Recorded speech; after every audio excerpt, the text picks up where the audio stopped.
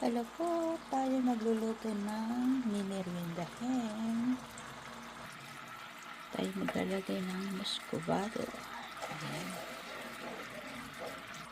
Nilagyan ko po siya ng luya. Tatanggalin na po natin. Ito po yung malaki. Ito po yung ginamit kong asukal, muscovado.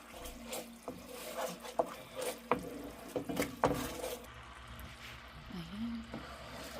Okay na po ito. Pwede na natin ilagay yung malaki. Ayan po. Ayan, lagyan na po natin.